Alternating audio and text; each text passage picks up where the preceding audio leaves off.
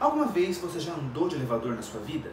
Ou você já foi numa academia e viu aquelas máquinas que as pessoas ficam puxando ferro? Você já viu um guindaste elevando um peso enorme numa construção? E o varal da sua casa? É daqueles que tem uma cordinha que puxa e o varal sobe? Se a resposta para alguma dessas perguntas foi sim, então você já conhece a máquina simples que nós vamos falar hoje. Hoje é a vez delas, as polias. Mas o que são as polias? Muitas vezes elas também são chamadas de roldanas. E elas nada mais são do que discos perifericamente sulcados que são capazes de girar ao redor de um eixo. Mas o que quer dizer perifericamente sulcados? Pessoal, dá uma olhada nessa imagem. Aqui nós estamos vendo a polia de lado. Nós estamos vendo uma vista lateral da polia, tudo bem? Então se a gente pega essa polia e olha ela de frente, ela vai parecer fininha assim, né? Porque ela é um disco achatado. Em volta de toda a polia, pessoal, tem um sulco, um buraquinho, uma pequena depressão. E por isso que ela é perifericamente sulcada, porque tem um sulco na periferia. E para que serve esse sulco?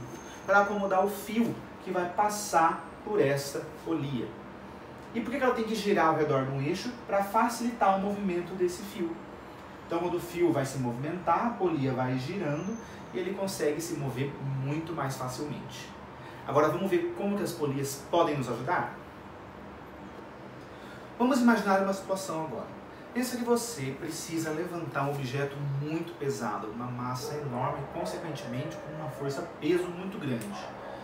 E você tem alguns materiais à sua disposição. Você tem um fio, pode ser uma corda, só que uma corda muito leve, muito resistente. E você tem uma polia. Essa polia tem um gancho, você pode prender no teto ou pode prender no objeto. E essa polia também é super leve e ela está muito bem lubrificada, então praticamente não tem atrito.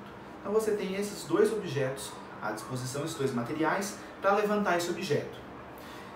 Sabendo que você tem esses dois, existem três situações possíveis. A primeira situação é você não usar a polia e utilizar só o fio para levantar esse objeto. A segunda opção, a segunda situação, é você prender essa polia no teto, amarrar a corda e puxar a corda para esse objeto levantar. E uma terceira situação é você prender a polia no objeto. E você prende a corda no teto e você puxa a corda e a polia se move. Bem, essas duas situações aqui, a gente chama essa polia de polia fixa, porque a polia vai continuar no mesmo lugarzinho que ela está. Essa polia aqui nós chamamos de polia móvel, e quando você puxa o fio, ela sobe e desce. Agora vamos analisar algumas... antes de analisar, temos aqui, pessoal, a relação entre a força-peso e as forças de tensão. Vocês lembram das forças de tensão que nós estudamos, que aparecem nos fios, nos cabos, nas cordas? Então aqui, na primeira situação, a força-peso é igual à força de tensão, em intensidade, né, o módulo delas. Então essa situação está em equilíbrio, estático, está tudo parado. Nessa situação a mesma coisa, a força de tensão e a força-peso têm a mesma intensidade, como elas estão no mesmo sentido e direção opostas, quer dizer, na mesma direção e sentidos opostos, elas se anulam, mais uma situação de equilíbrio estático resultante igual a zero. E aqui, pessoal, a força-peso é o dobro, na verdade, da força de tensão. Então a força de tensão equivale a metade da força-peso. Mas como assim? O que fica em equilíbrio essa situação? Porque nós temos duas forças de tensão nesse caso, o que deixa a resultante igual a zero e equilibra essa situação. Vamos analisar agora. Vamos comparar a situação 1 com a situação 2. Pessoal, sabendo que para a gente movimentar esse objeto, né, ou até para deixar ele parado, temos que fazer essa força de tensão no fio. O que muda na força dessa situação para essa situação? Analisando intensidade, direção e sentido. Dá um pause aí para você pensar. Pronto? Pensou? Então, gente, aqui a intensidade é a mesma. Não mudou a intensidade da força. A intensidade continua sendo a mesma do peso do objeto que você quer levantar. Mas, pessoal, o sentido muda. E a direção muda? Se a gente olhar esse desenho de uma forma meio desatenta, parece que não. Mas olha aqui, pessoal, a força de tensão, que é essa pessoa, que no caso é você que está fazendo, está na direção vertical para cima. Aqui a força está desenhada vertical para cima. Só que o fio, pessoal, transmite essa força E para onde que a pessoa está puxando? Para baixo. Então, neste caso, pessoal, a polia fixa muda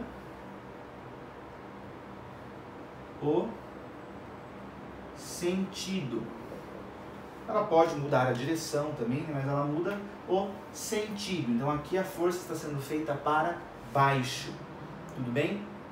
Agora, vamos analisar a situação 1 e a situação 3. O que vai mudar? Intensidade, direção ou sentido? Pessoal, a direção e o sentido vão mudar. Aqui a direção é vertical para cima, e o sentido para cima. E aqui, para onde que a força de tensão está sendo feita? Vertical para cima também. Mas olha o que acontece com a intensidade. A intensidade dessa força diminui. Nós precisamos fazer menos força para levantar objetos que estão acoplados a polias móveis. Então aqui muda a intensidade. Qual que é mais vantajosa? Situação 2 ou situação 3? Bom, as duas de certa forma são vantajosas. Aqui, pessoal, só de você utilizar o seu próprio peso já ajuda bastante na hora de puxar esse objeto para baixo ao invés de puxar para cima. E aqui, pessoal, você faz uma força menor, isso é uma baita de uma ajuda também. Agora eu quero que a gente pense mais uma coisa. Pensa que você tem, pessoal, você quer puxar esse objeto, levantar ele 1 metro acima do solo. Quantos metros de corda você tem que puxar? Pensa aí um pouco. Pessoal, você tem que puxar 1 metro de corda. Não é? Se você puxa 1 centímetro para baixo, levanta 1 centímetro aqui. Se você puxa 10 centímetros para baixo, levanta 10 centímetros. Se você puxa 1 metro, levanta 1 metro. Agora presta atenção aqui. Se você quer levantar, pessoal, esse objeto 1 metro do chão também. Quantos metros de corda você tem que puxar para esse objeto levantar 1 metro? Aqui nós temos que levantar, puxar, pessoal, 2 metros de corda. Por que tem que ser 2 metros? Nesse caso, como a polia se mexe, pessoal, ela pode se movimentar para os 2 lados da corda. Tudo bem? Então, nesse caso, tem que puxar o dobro de fio para levantar a mesma altura. Vamos ver mais uma situação? Vamos imaginar agora a seguinte situação, que nós temos uma associação entre uma polia fixa e uma polia móvel. A fixa está presa aqui no teto e a móvel está presa no objeto, então ela pode subir e descer. Quais são as vantagens e as desvantagens de usar essas polias? As vantagens já são bem fáceis, né, pessoal? Primeiro que altera o sentido da força.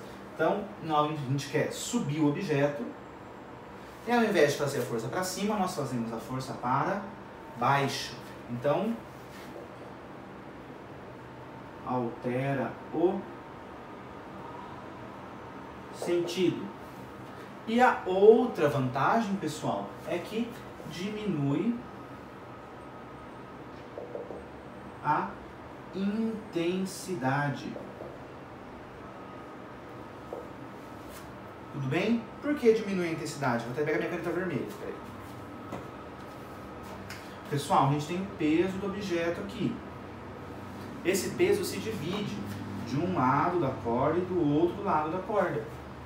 Então, o valor, né, o módulo dessas forças aqui é o peso dividido por 2, que aí seria o valor da tensão. Então, diminui a intensidade. E tem alguma desvantagem de utilizar essa associação de polias? Bom, uma das desvantagens é que aumenta, né, a quantidade de fio que você tem que puxar. Então, puxa mais fio. Tudo bem? Mas, pessoal, né, o que você prefere? Puxar uma vez só uma força muito grande ou puxar um pouco mais de fio com uma força menor? Tudo bem? Aí você vai avaliar a situação para saber se compensa ou não utilizar essa associação de polias. Tudo bem? Vamos fazer um resumão das polias agora? Para finalizar, As polias fixas, pessoal, elas podem alterar a direção e o sentido das forças de aplicação. Então a gente sempre aplica uma força no fio, geralmente na extremidade desse fio, tudo bem? Para poder movimentar o objeto.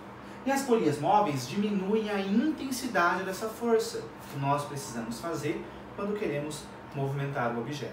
E tem mais uma regrinha, pessoal, que é o produto entre a intensidade da força aplicada no fio e o deslocamento do ponto de aplicação dessa força é sempre o mesmo. Como assim? Então a multiplicação entre a força que você faz, a intensidade da força e o deslocamento do fio, o tanto de fio que você puxa, é sempre o mesmo, independente se for uma polia fixa ou com polias móveis. Vamos pensar um exemplo que você tem só uma polia fixa e você precisa fazer uma força de 100 newtons e você puxa 1 metro de fio, para o objeto subir 1 metro. Se você coloca uma polia móvel, o que acontece com essa força? Diminui, divide por 2.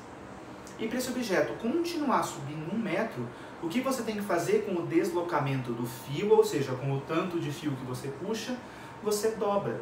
Então agora, são 50 newtons, só que você tem que puxar 2 metros. 50 vezes 2, 100.